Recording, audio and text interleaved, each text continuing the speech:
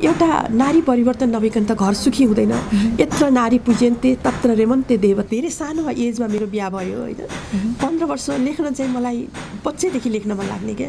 म भित्रको एउटा लेखन कला जुन एउटा देवकोटाको ब्लड भनौँ, देवकोटाको रगत। अनि हजुरको घरमा धेरै साहित्यिक चर्चाहरू हुने, परिचर्चाहरू हुने। अनि मेरो मनमा कस्तो आउँथ्यो भने त्यो प्रिन्सिपलको चेयरमा म वन नाइट स्टे गर्छु अनि बरु मरि जानिदिन्छु। म चाहिँ टिकटक चाहिँ अलिकति कमेडी सेक्टरको बडी बनाइरहेको छु होइन। हामी बुढाबुढी पनि एज अ फ्रेन्ड एकदमै त्यस्तो खालको कपल छौँ कि मेरो भनौँ न मेरो पोएट्री सेक्टरको म हिरो कसरी हुन पाइरहेको छु भने मैले सोसियल मिडियालाई मेरो फिलिङ्स पोख्न पाइरहेको छु। आमा म सुन्न चाहन्न तिमीले नारी भएर भोगेका अनगिन्ती विभेदहरू।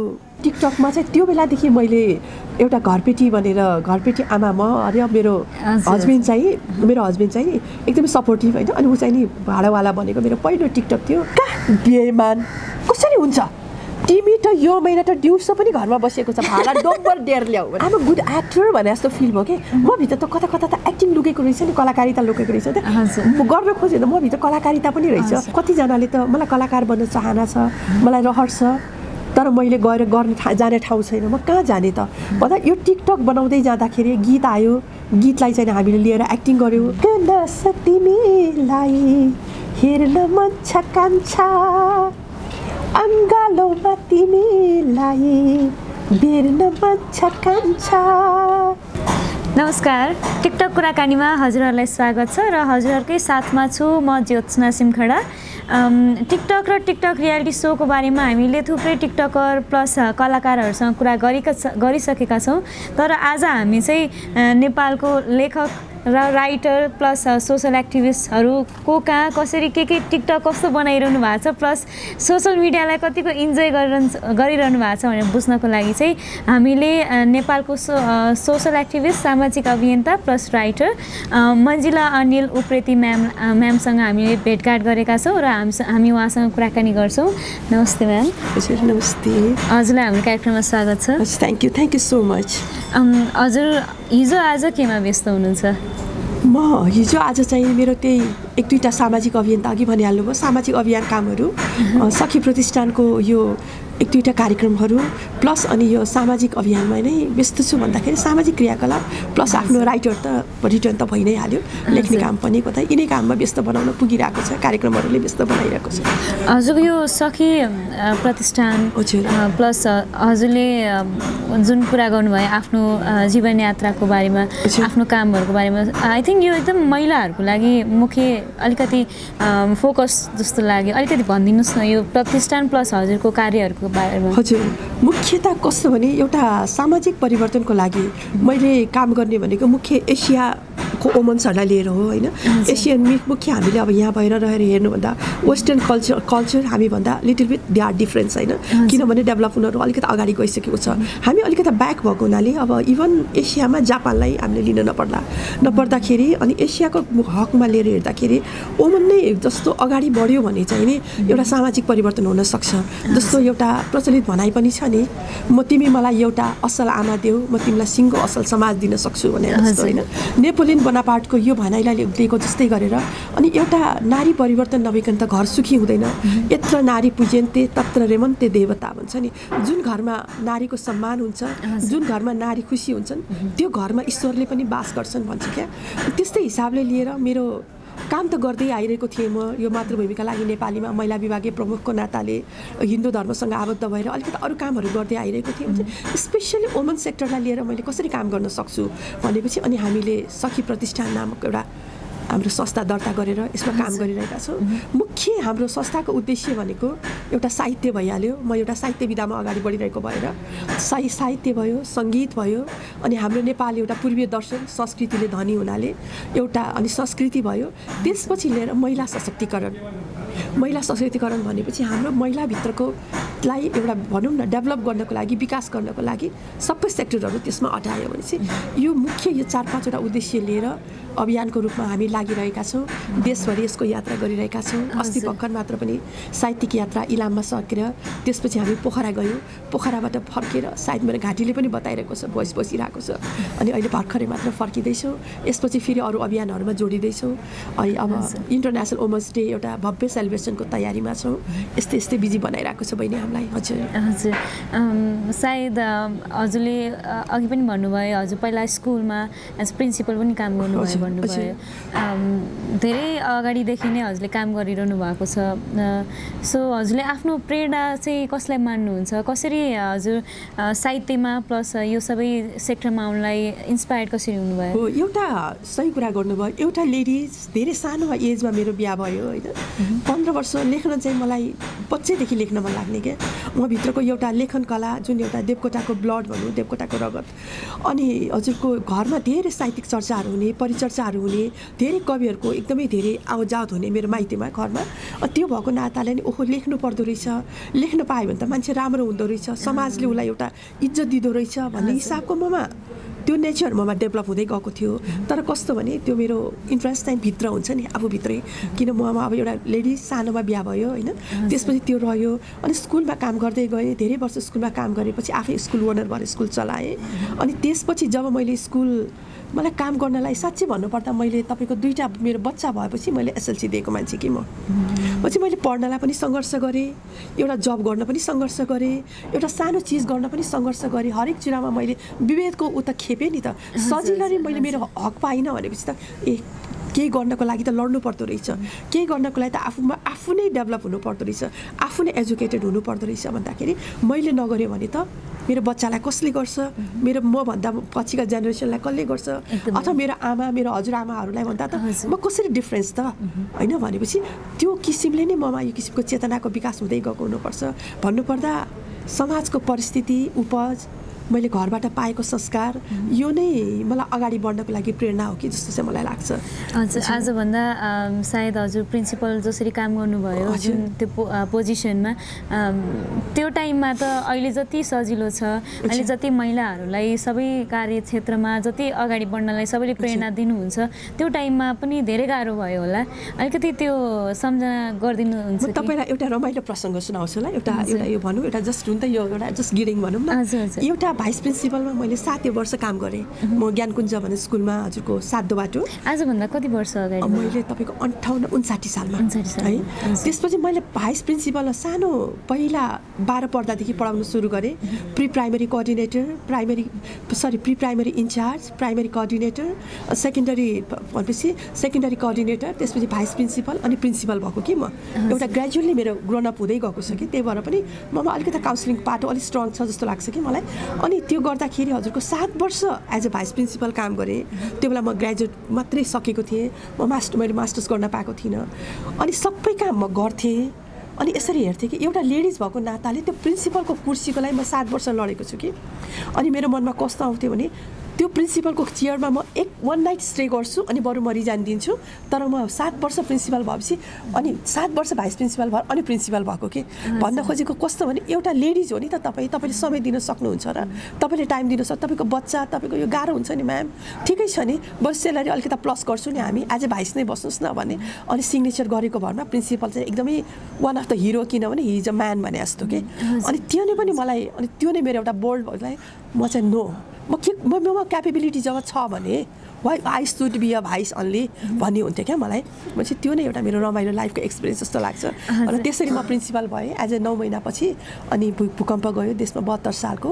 त्यसपछि अनि मैले स्कुल बिस्तारै गिभअप गर्दै गएँ भनौँ न, अरूलाई जिम्मेवारी लगाएँ। हजुर सो एज अ महिला हुनुलाई र एउटा चुनौतीको धेरै परिस्थितिहरू सामना गरिसक्नु भएको छ हजुरले। यो जुन सोसल मिडियाहरू आइरहेछ होइन, यसले कतिको महिलाको जुन जनजीवनमा र महिलाको विकासको लागि कतिको प्रभाव पारेको जस्तो लाग्छ हजुरलाई? हुन त पोजिटिभ नेगेटिभ एभ्री सेक्टरमा होइन, हामी केही गर्छौँ भने त्यसमा पोजिटिभ सेक्टर नेगेटिभ सेक्टर दुवै हुन्छ नि होइन। अब मेरो पोइन्ट अफ भ्यूलाई लिनुहुन्छ भने हामी वान अफ द हिरो हुन पाएको छौँ कि। एकदमै सोसल मिडियालाई चाहिँ म एकदमै स्यालुटै गर्छु। किनभने हामीभित्र भनौँ न, म एउटा कविता लेख्थेँ अथवा मेरो मनको केही भावना मलाई पोख्न मन लाग्थ्यो कि कुनै टिभीले तपाईँहरू जस्तै यस्तै मिडियाले खोज्नु पर्थ्यो कि मलाई कुनै पत्र पत्रिकाले छाप्नु पर्थ्यो, अनि त म पोखिन्थेँ। नत्र भने मेरो भावनालाई त मसँग डायरीमा सीमित हुन्थ्यो नि त होइन त। भनेपछि मन्जिला छ भनेर कसले चिनाए त? भनौँ न, अथवा मन्जिलाको एक्टिङ कलेजिना म अब तपाईँलाई म चाहिँ टिकटक चाहिँ अलिकति कमेडी सेक्टरको बडी बनाइरहेको छु होइन। हामी बुढाबुढी पनि एज अ फ्रेन्ड एकदमै त्यस्तो खालको कपल छौँ कि। अनि सोसियल मिडियालाई लिएर अलिकति टिकटकहरू पनि हाम्रो एकदमै धेरै भाइरलहरू भइरहेको हुन्छ, हिट भइरहेको छ कि। त्यसले गर्दा म चाहिँ आम सो लक्की भन्छु कि हो हाम्रो जेनेरेसनले अझ अगाडि पाएको भए अझ केही गर्न सक्थ्यौँ। तर पनि जुन बेला जुन समय पायो त्यो राम्रो। सोसियल मिडियाले त every one is a hero क्या। म पनि एउटा मेरो मेरो पार्टको मेरो भनौँ न मेरो पोएट्री सेक्टरको म हिरो कसरी हुन पाइरहेको छु भने मैले सोसियल मिडियालाई मेरो फिलिङ्स पोख्न पाइरहेको छु।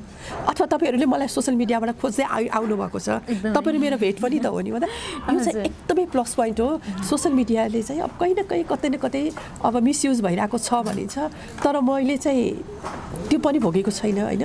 मलाई चाहिँ त्यो छैन, मैले पाउने रेस्पेक्टमा पनि कुनै कमी आएको छैन। आम सो लक्की नै भन्नुपर्छ। सायद यो नै होला लेडिजको लागि त। प्लस एकदमै हामी लेडिजहरू त जति घर बसेर पनि घर सम्हालेर पनि हामीले काम गर्न पाइरहेको छौँ होइन। अनि तपाईँलाई म एउटा अर्को पनि भन्छु, यो सामाजिक अभियानको कुरा गर्छु। हाम्रो जुन लकडाउन भयो पहिलो पिरियडको लकडाउन होइन, लकडाउनमा त्यो कस्तो थियो, हामी झ्यालबाट हेर्दाखेरि पनि कोरोनाले हामीलाई अट्याक गर्छ भनेर यस्तो डराउँथ्यौँ नि त हामी होइन। अथवा बाहिर निस्क्यो भने पुलिसको लाठीले टाउकोमा हानिहाल्छ कि जस्तो थियो होइन। अब मान्छे कति धेरै बिरामी हुन्थ्यो, डिप्रेसन थियो त्यो बेलामा। नि हामी एउटा कविहरूले के अभियान चलाएको थियो भने स्पेसली मैले चाहिँ कार्यक्रम धेरै रन गरेँ जुमको मार्फत।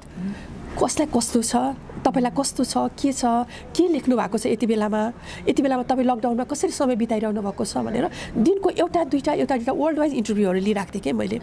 भनेपछि त्यो बेलामा त एउटा मैले अभियन्ताको रूपमा सबैसँग गाँसिन पाएँ नि त। भनेपछि मलाई त सोसियल मिडियाले यो झन् उसले यो भनौँ न एउटा नेटवर्कले त एकदमै ठुलो प्लस पोइन्ट काम पनि गरेको छ। त्यसले गर्दा मन्जिलालाई अझ बढी मन्जिला भनेर चिनाउने मौका पनि पाएँ जस्तो लाग्छ मलाई। कार्यक्रममा एउटा सायद हामीले कविता सुन्न पाउने समय आइसकेको छ। एउटा हाम्रो लागि एउटा कविता भनिदिनुहोस् न। हजुर, तपाईँ अब एउटा महिलाको सेक्टरकै कुरा गरेको हुनाले होइन म एउटा पहिला नारी सम्बन्धी एउटा कविता सुनाउँछु। मैले लेख्न त यो मेरो पत्रिकामा आइसकेको कविता हो, यो अलिकति अगाडिको कविता। तर यो बेला मैले +2 मात्रै सकेको थिएँ, तर पनि मलाई मनपर्छ यो कविता। कविताको शीर्षक विभेदको विरुद्ध। आमा म सुन्न चाहन्न तिमीले नारी भएर भोगेका अनगिन्ती विभेदहरू। आमा सुन्न चाहन्न म तिमीले नारी भएर भोगेका अनगिन्ती विभेदहरू, शोषणले दबाएका क्रन्दनहरू। सहनै सक्दिनँ म नेपथ्यका चित्कार, नारी पुरुष बीचका असङ्ख्य विभेदहरू। म भोग्न सक्दिनँ नारी हुनुमै दमन थिचोमिचो, बाँधिन सक्दिनँ निरङ्कुश बन्धनमा, हेर्न सक्दिनँ विकृत मनस्थितिमा बाँचेका आफ्नै छोरीमाथि कुदृष्टि राख्ने बाबुहरू। विद्रोही हुँ त्यो संस्कारको जसले नारीलाई बोक्सी मान्छ र चोखिएको अभिनय गर्दै असामाजिक बुर्जुकहरू आफ्नै छोरा र छोरीबीच घरमा विभेद गर्छन्। स्वीकार्य छैन मलाई युवती बन्न नपाउँदै, आमा बन्न विवश चेपाङे युवतीका पीडाहरू। उपचार गर्दा जित्न सक्ने हजारौँ जनकलाका दुःखद मृत्युहरू। म बन्न सकूँ समाज बदल्ने अभिभारा, छोरीको चेतना नयाँ युगको आवश्यकता, विचारको क्रान्ति गर्दै निर्वाध आफू बाँच्न सक्ने सग्लो आकाश आफैले उगार्न सकूँ। अगुवाई मसाले क्रान्तिको नयाँ युग जन्माउँदै विभेदको विरुद्ध म आफै बल्न सकूँ। अगुवाई मसाले नयाँ युग जन्माउँदै विभेदको विरुद्ध म आफै बल्न सकूँ। धन्यवाद। म्याम, हजुरले सोसियल मिडिया कतिको चलाउनुहुन्छ? त्यसमध्ये पनि बेसिकली टिकटक पनि चलाउँछु मैले। टिकटक चाहिँ नि मैले लकडाउनको पिरियडमा जुन हामी अब घरभित्र बाँधियौँ होइन, घरभित्र बाँधियो, गर्ने काम छैन नि त। अब बाहिर भनिहाल्यो झ्यालबाट हेऱ्यो कोरोनाले छिर्ला भने जस्तो, अनि बाहिर यसो आँगनमा निस्क्यो भने पुलिसको लाठी खाइहाल्ला भने जस्तो जाने ठाउँ पनि छैन। अब हामी एक्टिभ लाइफ बिताइरहेको मान्छेले चाहिँ अनि के गर्ने त भन्दाखेरि चाहिँ नि, अनि मेरो चाहिँ कस्तो भने तपाईँको के खिच्नु पर्दा एक्टिङ गर्दा चाहिँ त्यो कुनै क्यारिकेचरहरू हुन्छ नि, क्यारिकेचरले मलाई छिट्टो छुन्छ कि मेरो नेचर एउटा उटपटाङ्गे टाइपको होइन। त्यसले गर्दा चाहिँ टिकटकमा चाहिँ त्यो बेलादेखि मैले एउटा घरपेटी आमा म अरे मेरो हस्बेन्ड चाहिँ एकदमै सपोर्टिभ होइन। अनि ऊ चाहिँ नि भाडावाला भनेको मेरो पहिलो टिकटक थियो जुन 300 भन्दा मोर देन 300 सेयर पनि भएको थियो। एकदमै त्यसले चाहिँ हिट बनायो र मैले चाहिँ त्यो बेलादेखि टिकटकको चाहिँ एउटा किसिम मलाई एडिक्ट लाग्यो र मलाई एउटा चाहिँ के मनपर्छ भने केही स्क्रिप्ट लेख्छु एउटा समसामयिक विषयवस्तुलाई समाउँछु तर त्यसलाई कमेडियन पाराले अनि हामी दुईजना एक्टिङ गर्छौँ गर्दाखेरि अनि त्यो टिकटक चाहिँ मैले युज गरिरहेको छु टिकटक भयो एउटा हजुरको अनि एउटा त अब फेसबुक त एकदमै अपरिहार्य जस्तै भइहाल्यो अनि इन्स्टाहरू त्यति धेरै चलाइरहेको छैन अनि वाट्सएप चाहिँ भनौँ न मोर देन यति नेसेसिटी छ भने चलाउँछु छैन हजुर टिकटकमा हजुरले पहिलोचोटि भिडियो बनाउँदाखेरि त्यो एक्सपिरियन्स अनि कति रिटेक लिनुभयो कस्तो भयो सबै अनुभवहरू त्यो चाहिँ मलाई चाहिँ एउटा रमाइलो होइन मलाई कसरी खिच्ने टिकटक कसरी डाउनलोड गर्ने के गर्ने भन्ने चाहिँ अब टेक्नोलोजीमा त थाहा छैन नि त आउँदैन थियो अनि अगाडि एउटा गिटार बजाउने बाबु जुन हामीले म्युजिक प्र्याक्टिसहरू मेरो बुढोसँग आएर गिटार बजाइरहन्थ्यो युगल भन्ने भाइ अनि त्यो बाबुलाई बोलाएर टिकटक खिच्न लगाएँ अनि एक्टिङ चाहिँ अब म डाइरेक्सन आफै जस्तो गरेँ होइन मेरो बुढोलाई यसो गर त्यसो गर तिमी यसो गर गर्दाखेरि चाहिँ खास पनि म रिटेकै खाइनँ क्या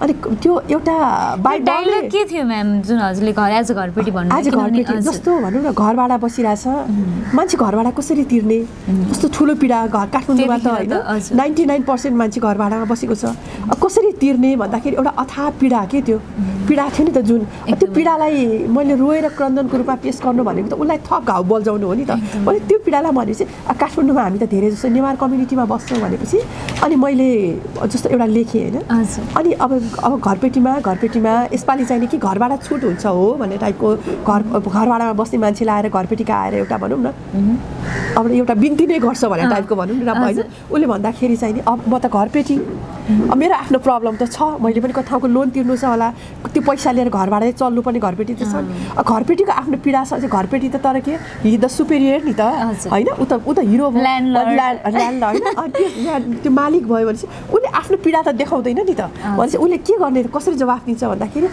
कहाँ बेइमान कसरी हुन्छ तिमी त यो महिना त दिउँसो पनि घरमा बसेको छ भाडा डब्बर डेर ल्याऊ भन्ने टाइपको क्या अब त्यो होइन अब तिमी त दिउँसो पनि बस्दा भाडा पनि घटाउन सक्छु मैले भन्न खोजेको घरपेटीको पनि पीडा छ त्यो घरबाट नतिर्दाखेरि उसले गर्ने समस्या कसरी सल्भ गर्ने how to solve a problem भनेर कतिपय ठाउँमा त ह्यान्ड टु माउथको प्रब्लम पनि त्यहीबाट सल्भ भइरहेको हुन्छ होइन अनि एउटा घरपाटी भने त्यस्तो थियो त्यसलाई चाहिँ हजुरको अत्याधिक एकदमै धेरै रुचाएको थियो कि अनि दुईजना एकअर्कासँग भेट्न नपाउँदाका पीडाहरू बोयफ्रेन्ड गर्लफ्रेन्डका पीडाहरू मेरो अनि हस्बेन्ड एन्ड वाइफ चाहिँ एकदमै धेरै त्यो घरमा एक नासै रात दिन देखे गर्दाखेरि त्यो अलिकति भनौँ वाक्क लाग्छ नि त होइन केटा मान्छे दिनभरि घर बस्दाखेरिको वाक्क दिक्कपनहरू त्यो फ्रिडम नपाएको त्यस्तो टाइप चिजहरूलाई लिएर चाहिँ मैले बनाउँथेँ र मैले एकदमै त्यो डिमान्डेबल भने जस्तो अनि वान्स अ विकै मैले एउटा बनाउन थालेको थिएँ कि हजुर फर्स्ट टाइम कुनै भिडियो भाइरल हुँदाखेरि कस्तो महसुस भयो हजुरलाई के भयो हुन त हजुर एकदमै पपुलर हुनुहुन्छ सबैमा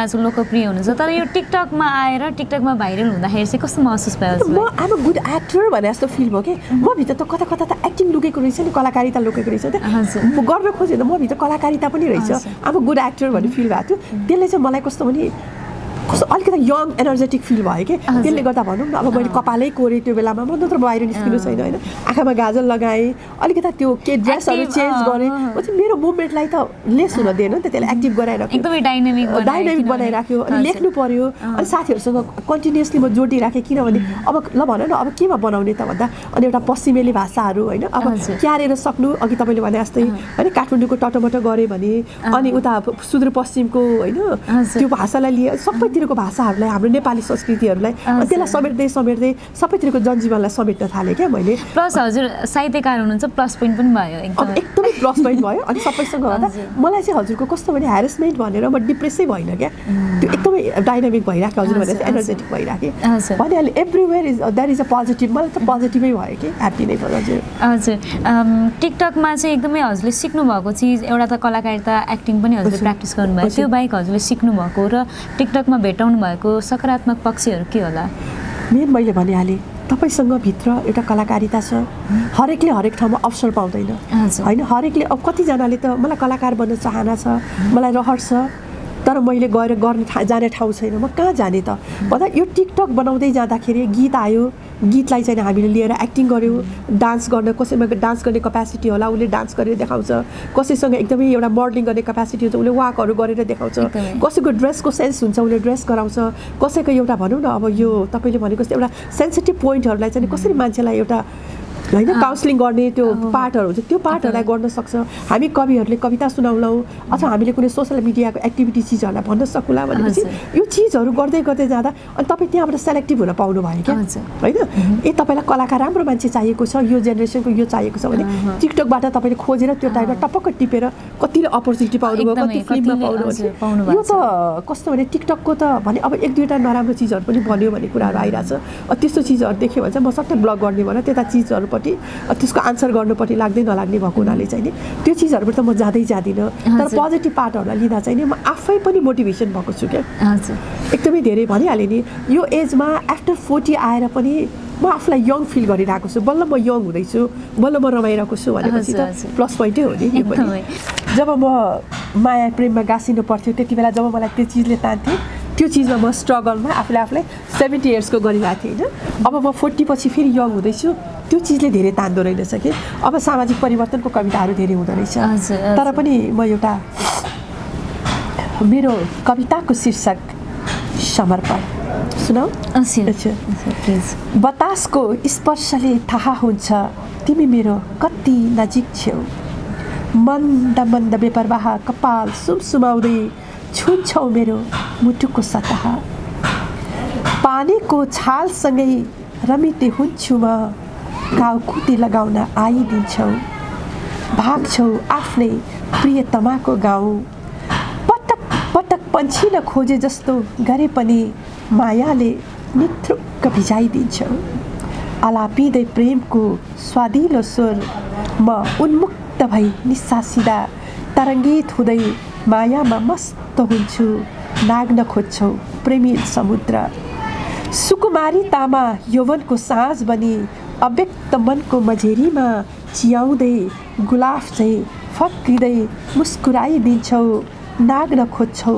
प्रेमिल समुद्र म लोभिन्छु तिम्रो मुस्कानमा त्यही हाँसो टिपेर म सजाउँछु मेरो वर्तमान सपनामा आई अँगालिदिन्छौ उडाएर पुर्याउँछौ बादलोको देश प्रेम रूपी घुम्टो उडाइदिन्छौ प्रेमको अलौकिक आनन्द दिएर पढाउँछौ प्रेमको नयाँ अध्यायको पाठ प्रेमको अलौकिक आनन्द दिएर पढाउँछौ प्रेमको नयाँ अध्यायको पाठ धन्यवाद थ्याङ्क यू सो अब म एउटा प्रेमिल मुक्तक सुनाउँछु यो मेरो मुक्तक एकदमै धेरै हिट मुक्तक हामी कान्छा कान्छीको जोडी भन्छ हामीलाई जसले पनि टिकटकमा र प्रायः पनि स्टेजहरूमा बोलाउँदा पनि हामीलाई त्यसरी स्टेजमा अकुपाई गरेर आउँछु त्यो बेलामा मेरो अलिकता हिट भएको मुक्तक सुनाउँछु ल म यो एक नस तिमीलाई हेर्न मन छ कान्छा अङ्गालोमा तिमीलाई बेर्न मन छ कान्छा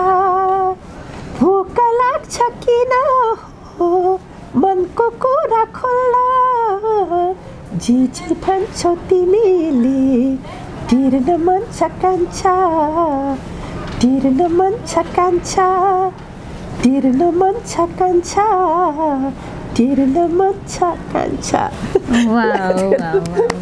यो टिकटक बनाउँदा सरी म्याम यो टिकटक बनाउँदै हजुरहरूको जुन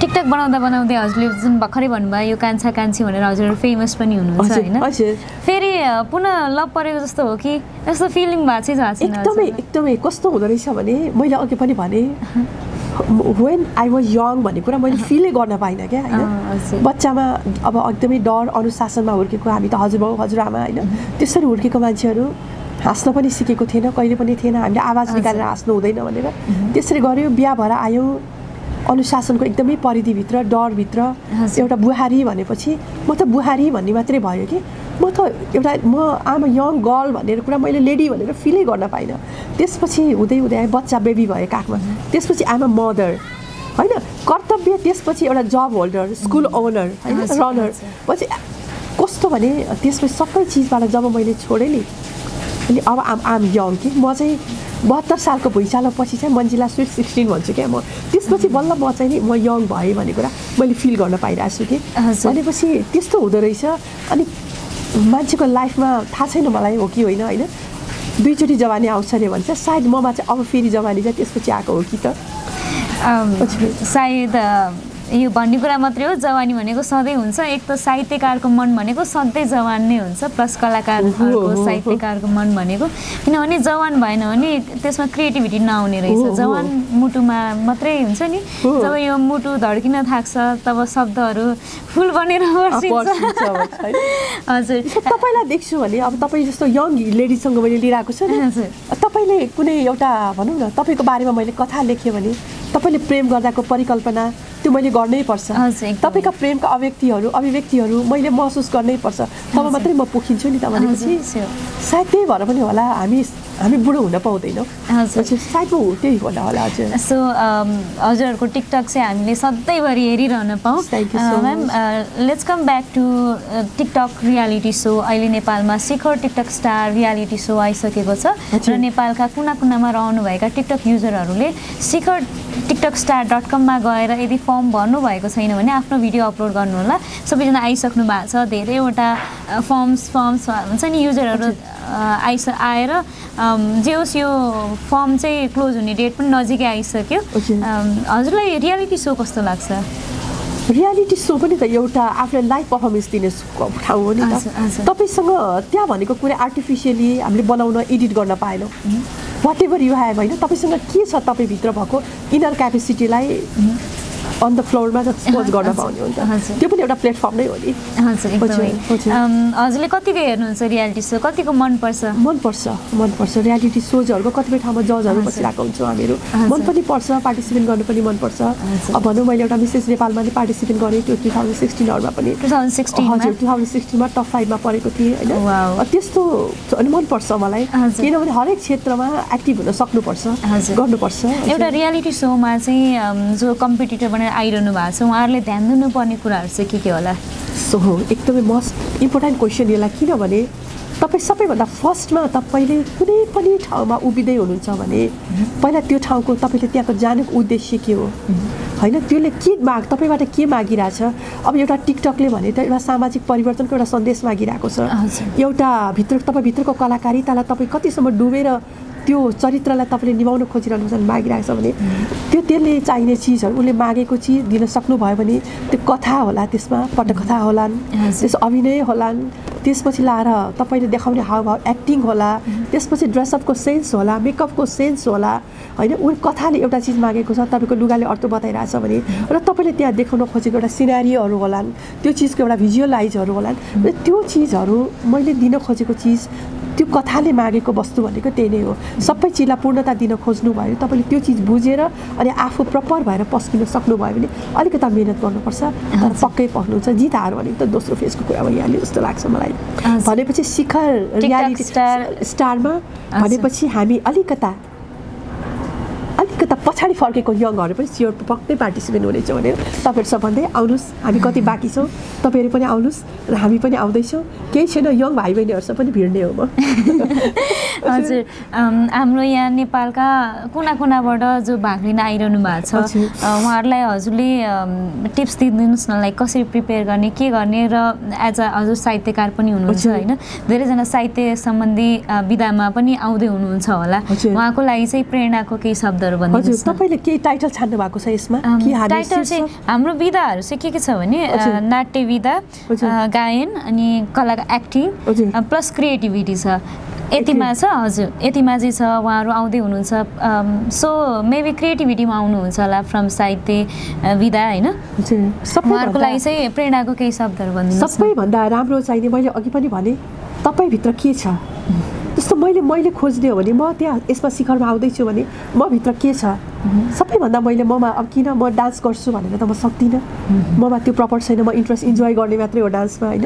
भनेपछि सबैभन्दा आफूभित्रको क्षमतालाई पहिचान गर्नुहोस्, त्यो क्षमतामा म यो चिजमा चाहिँ मैले गर्दाखेरि म न्यायपूर्वक निभाउन सक्छु भन्ने कुरा यहाँहरूले बुझ्नुहोस् र त्यो चिजलाई आफूले अलिकता होमवर्क गर्नुहोस्। मैले अघि पनि भने हुन त म एकदमै डाइरेक्टर पनि होइन, कलाकार पनि होइन, तर म के भन्छु भने पहिला त्यसलाई स्क्रिप्ट एउटा तयार गर्नुहोस्, त्यसलाई गहन तरिकाले लेख्नुहोस्, समय कति दिएको छ त्यसलाई पनि क्यालकुलेसन गर्नुहोस्, सबै हेरेर त्यो भिडियो बनाउनुहोस्, त्यसलाई अनि पटक पटक तपाईँ आफूले प्र्याक्टिस गर्नुहोस्, आत्मविश्वास बढाउनुहोस्। सबैभन्दा ठुलो आत्मविश्वास नगुमाउनुहोस्, आत्मविश्वासले नै मानिसलाई विजयी बनाउँछ, अगाडि लिएर जान्छ। अघि पनि भने जित्नु नै पर्छ भन्ने होइन, जित हार ठुलो कुरा होइन, मैदानमा उत्रिनु चाहिँ ठुलो कुरा हो। मैदानमा पक्कै उत्रिनुहोस् भन्न चाहन्छु र सबैलाई एकदमै मस्ट वेलकम, आउनुहोस् शिखर रियालिटी सोमा, तपाईँहरू भाग लिनुहोस् भन्न पनि चाहन्छु। किनभने टाढा टाढाबाट आउनु भनेको झन् तपाईँहरूको लागि अझ यो एउटा चाहिने तपाईँहरूको लागि प्लेटफर्म बनेको छ। यो प्लेटफर्मलाई पक्कै पनि अवसरको रूपमा लिएर यसलाई नगुमाउनुहोस् भन्न चाहन्छु। हामी कार्यक्रमको अन्त्यमा आइसकेका छौँ। अन्त्यमा हामीले हजुरलाई सोध्न छुटाएका र हजुरले भन्नुपर्ने केही कुराहरू हामीले भनिदिनुहोस् न। हजुर, अब सोध्न छुटाएको भन्दा पनि मलाई के लाग्छ भने सबैभन्दा पहिला मानिसले अहिलेको युग भनेको भौतिक युग हो होइन। अहिले धेरै समाजमा अघि तपाईँले पनि उठाउन खोज्नुभयो, घर परिवार बिग्रिरहेको छ, हामी हाम्रो कमाइले परिवार धान्न गरिसकिरहेका छैनौँ, गरिबीले हामीलाई एकदमै गाह्रो दिइरहेको छ। हो, हामीलाई जीवनयापन गर्न, साधारण जीवनयापन गर्न पनि गाह्रो छ।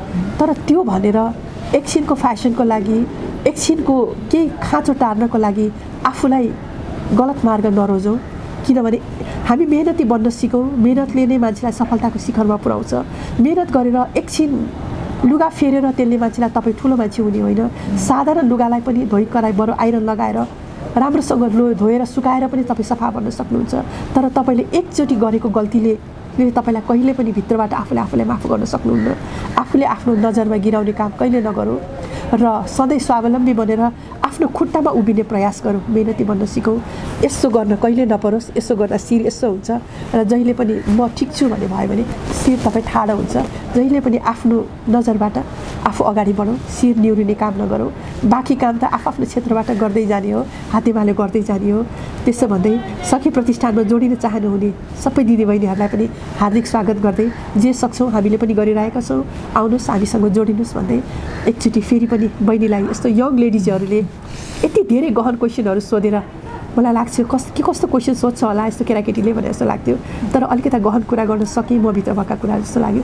यहाँलाई पनि once again thank you so much. Thank you so much हजुरलाई।